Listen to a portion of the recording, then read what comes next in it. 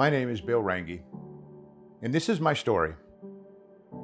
My father was a Lutheran pastor, and I went to church every Sunday. And you would think it would have an impact on me.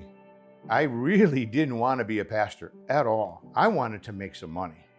And I found a job at United Parcel Service. That's where I learned how to be a leader. I went and got another job at Domino's Pizza, and I ended up being a vice president of food distribution. And part of that job was for me to wine and dine vendors and employees. And this is back in the late 80s, early 90s. We could do just about anything we wanted. It was a way different world. And it's the world that I really love. The alcohol part of it and the partying and just having fun, staying out late and getting up late, all of that. And then I went to Little Caesars Pizza and I basically did the same thing. I was making some good money. I had the greatest job in the world. And you need to understand something. What I did in that business life was also what I did in my personal life. I loved drinking. I loved alcohol. I loved the pleasure of adultery.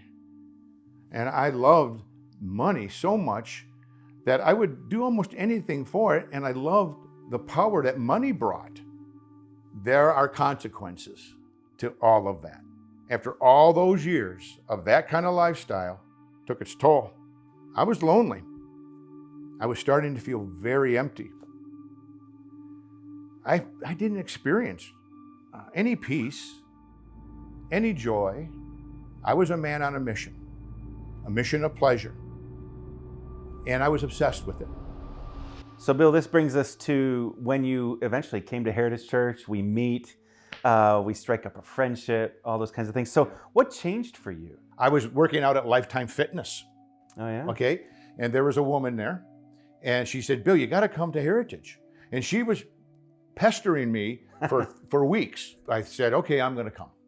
So I went in December of 2010, and then after service, I kind of waited around and I saw you walking up the side of the church and I asked you, do you want to go to lunch?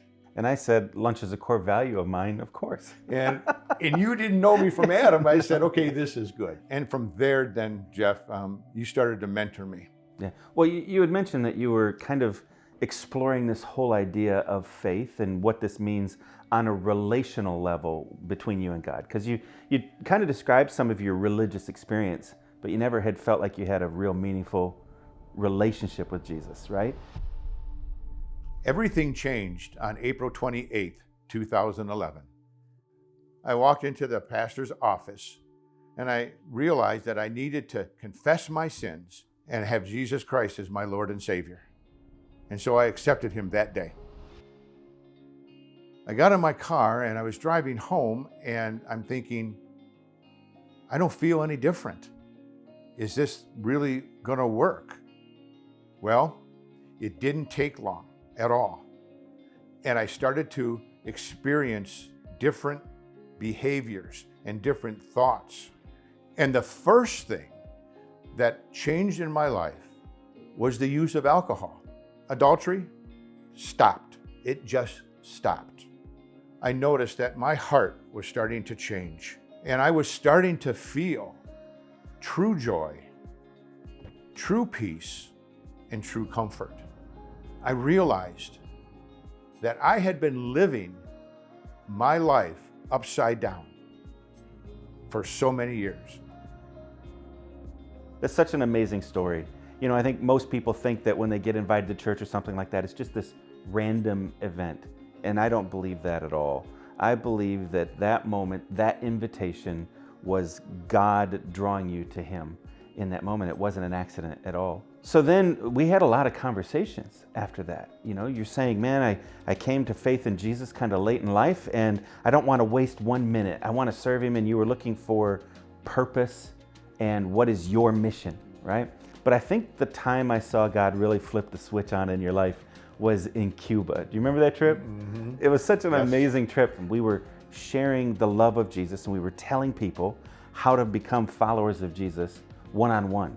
And so then we come home and you begin to talk about all the people who don't know Jesus here at home. And one of those things that really just began to capture your heart was the guys that are in prison. That is one of my passions, and I love doing it. I love telling the men about the story of Jesus and giving them hope. So Bill, what is one challenge that you would give to anybody listening to your story today? The challenge would be, Jeff, not to live their life the way I lived my life, not to waste all those years. And I know the one thing that can change that, and that is the person of Jesus Christ. Why not make today your day?